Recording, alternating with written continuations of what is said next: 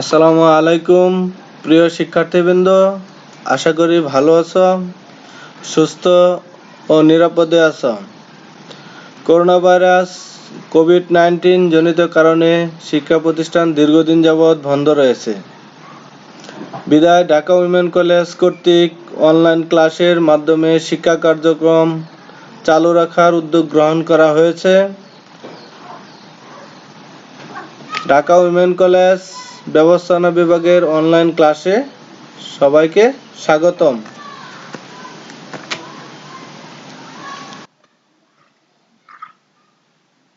আমি বাবুল হাসান, প্রভাষক, ব্যবস্থাপনা বিভাগ, ঢাকা উইমেন কলেজ, উত্তরা, ঢাকা।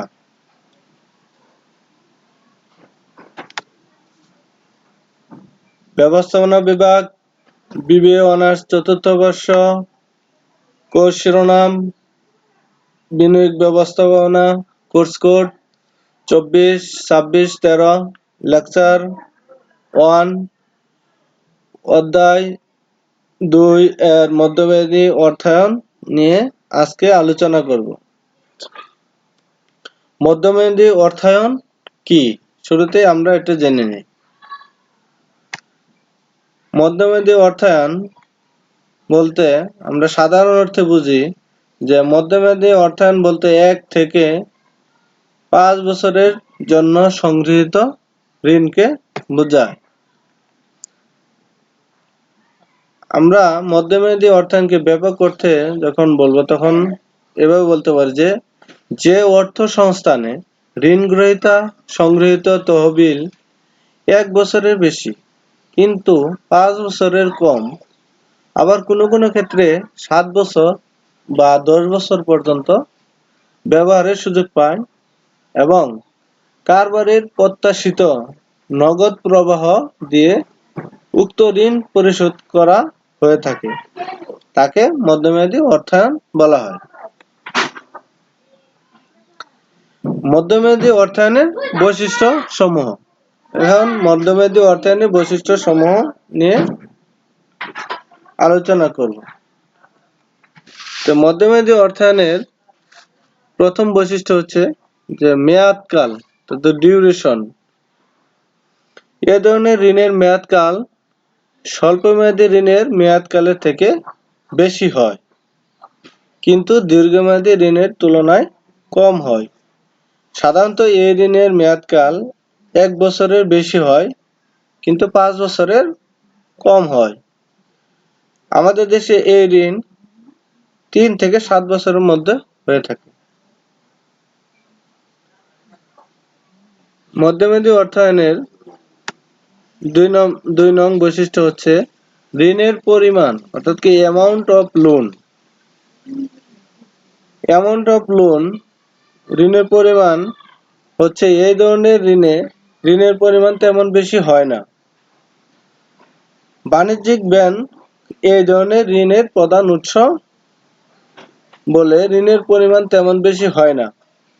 তবে বীমা কোম্পানি একটু বেশি পরিমাণে মধ্যমেয়াদী ঋণ প্রদান করে থাকে। বৈশিষ্ট্য 3, তো ঋণ গ্রহণের উদ্দেশ্য, the purpose of taking loan। সাধারণত বিপুল পরিমাণ চলতি সম্পদ মেটাতে, চলতি মূলধন মেটাতে, যন্ত্রপাতি ক্রয়, দালান কোঠা সম্প্রসারণ ইত্যাদির জন্য মধ্যমেয়াদী অর্থায়ন গুরুত্বপূর্ণ ভূমিকা পালন করে থাকে। 4, মধ্যমেয়াদী অর্থ সংস্থানের ব্যবহারকারী, অর্থাৎ user of mid term loan.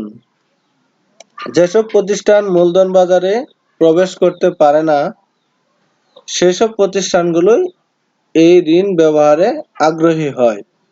অর্থাৎ কি নতুন, মাঝারি, আর্থিকভাবে অসচ্ছল, এমনকি ক্ষেত্র বিশেষে বৃহদায়তন কারবার প্রতিষ্ঠানেও মধ্যমেয়াদী ঋণের ব্যবহার দেখতে পাওয়া যায়। যেমন ডাক্তারি ব্যবসায়, ক্ষুদ্র শিল্প, কৃষক সম্প্রদায় ইত্যাদি এই মধ্যমেয়াদী ঋণের ব্যবহারকারী। 5, পরিশোধ পদ্ধতি, অর্থাৎ রিপেমেন্ট মেথড। তো পরিশোধ পদ্ধতিতে যেমন কারবারের প্রত্যাশিত নগদ প্রবাহ দিয়ে সাধারণত এই মেয়াদি ঋণ কিস্তিতে পরিশোধ করা হয়ে থাকে। এই কিস্তি মাসিক, ত্রৈমাসিক বা অর্ধবার্ষিকী ইত্যাদি হতে পারে। আবার এই ঋণের ধরন এককালীনও হয়ে থাকে।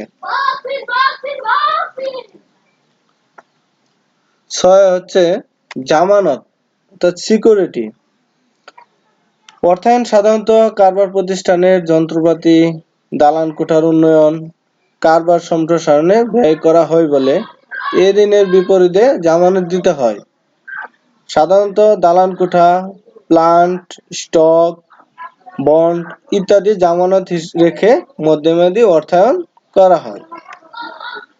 7 নবায়নযোগ্য রিনিউয়েবল। বিশেষ বিশেষ ক্ষেত্রে মধ্যমেয়াদী ঋণ নবায়ন করা যায়, তবে এক্ষেত্রে জামানতকৃত সম্পত্তির মূল্য উপযুক্ত জামানত হিসাবে বিবেচিত হতে হবে, কারণ উপযুক্ত জামানতই এই ঋণের অন্যতম ভিত্তি। 8 মূলধন ব্যয় কস্ট অফ ক্যাপিটাল। মধ্যমেয়াদী অর্থ সংস্থানের মূলধন ব্যয় রয়েছে, কারণ এই মেয়াদী ঋণের কারবার প্রতিষ্ঠানকে অবশ্যই সুদ প্রদান করতে হয়। এই সুদের হার স্বল্পমেয়াদী সুদের হারের চেয়ে বেশি, কিন্তু দীর্ঘমেয়াদী ঋণের তুলনায় কম হয়ে থাকে। 9 বিধিনিষেধ অর্থাৎ রেগুলেশন। এই ধরনের ঋণ চুক্তিতে বিভিন্ন ধরনের শর্ত উল্লেখ থাকতে পারে, যেমন একটি নির্দিষ্ট পরিমাণ কার্যকরী মূলধন সংরক্ষণ। 2 লভ্যাংশ প্রদানের ক্ষেত্রে বিধিনিষেধ থাকতে পারে। 3 গ্রহণযোগ্য হিসাব পদ্ধতি প্রবর্তন ইত্যাদি বিধিনিষেধগুলো থাকতে পারে।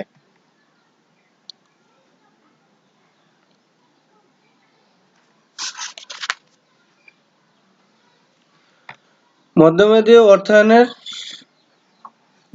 অর্থসংস্থানের উৎসসমূহ বা সরবরাহী কারা, এই সম্পর্কে এখন আলোচনা করব। 1 হচ্ছে মধ্যমেয়াদী অর্থসংস্থানের উৎসসমূহের অর্থাৎ মধ্যমেয়াদী অর্থ সংস্থান কোন কোন উৎস থেকে সরবরাহ করা হয়। আচ্ছা, বাণিজ্যিক ব্যাংক। বাণিজ্যিক ব্যাংকের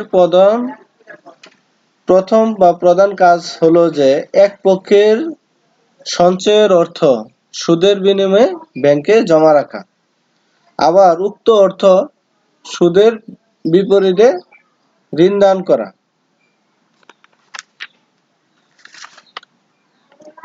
যা বিভিন্ন প্রকার জামানতের বিপরীতে এই সমস্ত ব্যাংকগুলো 3 থেকে 5 বছর বা 10 বছর পর্যন্ত ঋণ দান করে থাকে।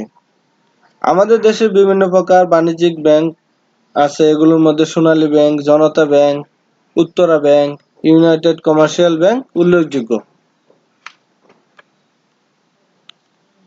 2 হচ্ছে বীমা কোম্পানি, অর্থাৎ মধ্যমেয়াদী অর্থসংস্থানের সরবরাহকারীর মধ্যে বীমা কোম্পানিও অন্যতম। বীমা কোম্পানি বীমাকারীদের নিকট থেকে একটি নির্দিষ্ট সময় অন্তর অন্তর বীমা প্রিমিয়াম আদায় করে তা অলসভাবে না রেখে মধ্যমেয়াদী ও দীর্ঘমেয়াদী ঋণ দান করে থাকে। বীমা কোম্পানি সাধারণত শক্তিশালী ও ভালো মানের ব্যবসা প্রতিষ্ঠানগুলোকে ঋণ প্রদান করে থাকে। এক্ষেত্রে সুদের হার একটু বেশি হয়ে থাকে।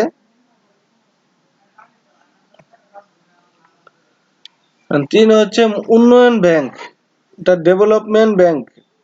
এই ধরনের ব্যাংকগুলো দেশের একটি বিশেষ খাতের উন্নয়নের জন্য সাধারণত মধ্যমেয়াদী ও দীর্ঘমেয়াদী ঋণ প্রদান করে থাকে, যেমন বাংলাদেশ শিল্প ব্যাংক, বাংলাদেশ শিল্প ঋণ সংস্থা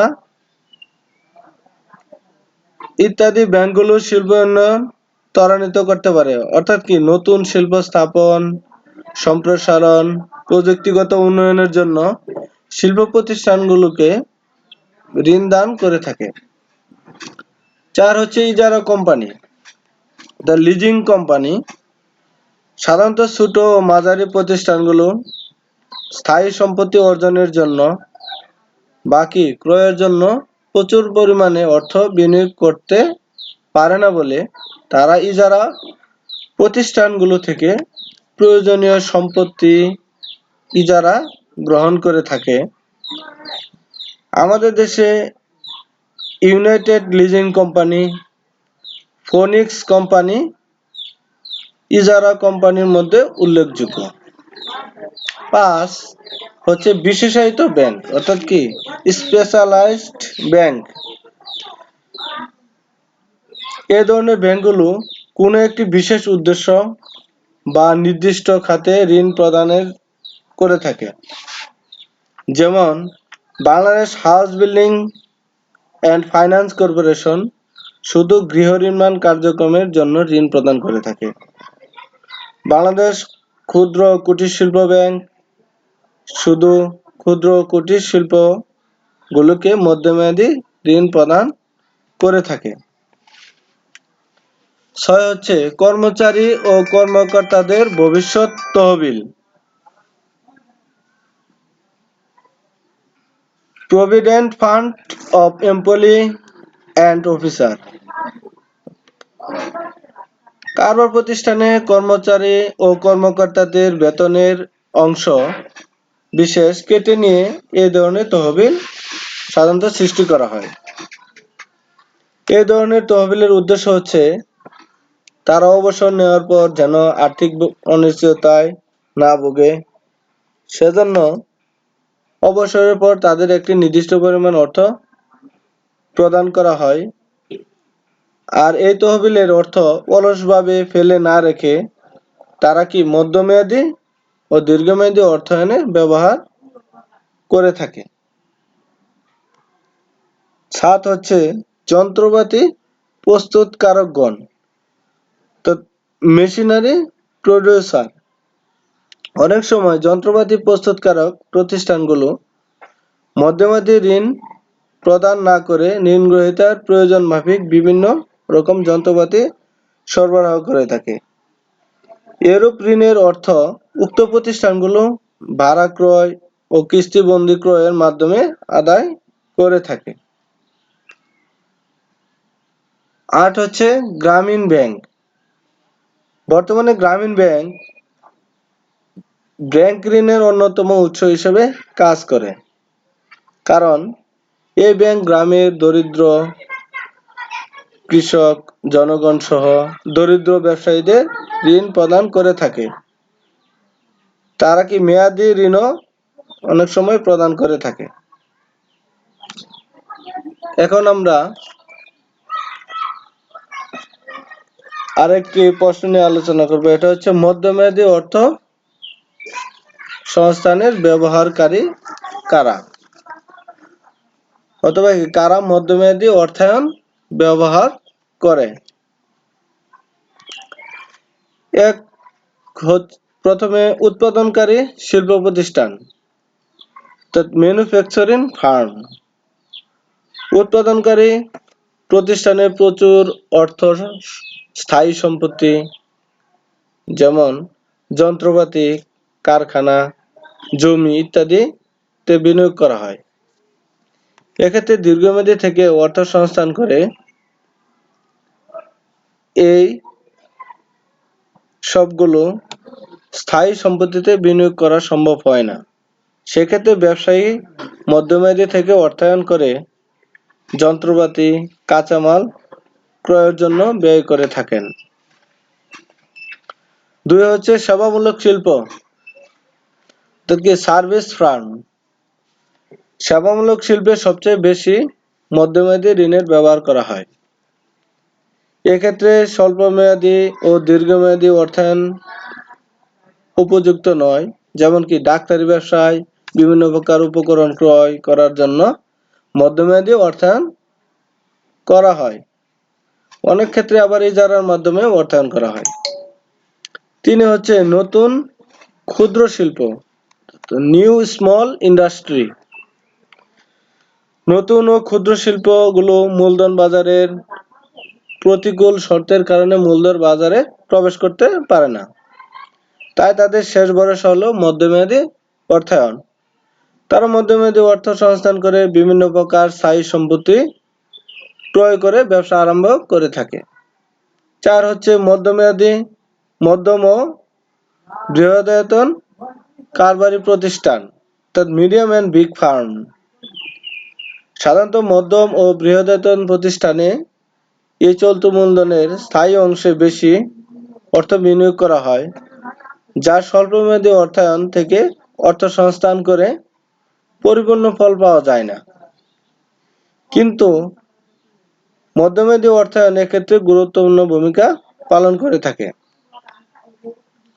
5 হচ্ছে খামার প্রকল্প, ফার্মার প্রজেক্ট। খামার প্রকল্পে নিজস্ব মূলধনের পাশাপাশি মধ্যমেয়াদী অর্থ সংস্থানের যথেষ্ট প্রয়োজন রয়েছে। নিজস্ব মূলধনের পাশাপাশি যে অর্থের প্রয়োজন তা স্বল্পমেয়াদী অর্থায়ন থেকে মেটানো সম্ভব নয়, বিধায় দেশের বিভিন্ন প্রকার বাণিজ্যিক ব্যাংক, কৃষি ব্যাংক এক্ষেত্রে মেয়াদী ঋণ দিয়ে থাকে। 6 কৃষক সম্প্রদায়, কি ফার্মার্স। কৃষকদের কৃষি কাজ করার জন্য প্রয়োজনীয় বীজ, সার, কীটনাশক ও চাষাবাদের অন্যান্য যে খরচ তারা স্বল্পমেয়াদী অর্থায়ন থেকে মিটিয়ে থাকে। কিন্তু কৃষিকাজের জন্য যন্ত্রপাতি যেমন সেচ যন্ত্র, লাঙল, ট্রাক্টর ইত্যাদি খরচ মেটানোর জন্য মধ্যমেয়াদী ঋণ উত্তম। তাহলে আমরা মধ্যমেয়াদী অর্থ সংস্থানের ব্যবহারকারী কারা এগুলো জানলাম। আজকের মতো এখানে ক্লাস শেষ করছি। পরবর্তী ক্লাসে অধ্যায় 2.1 ইজারা অর্থায়ন ও ঋণ অর্থায়ন নিয়ে আলোচনা করব। সবাইকে ধন্যবাদ।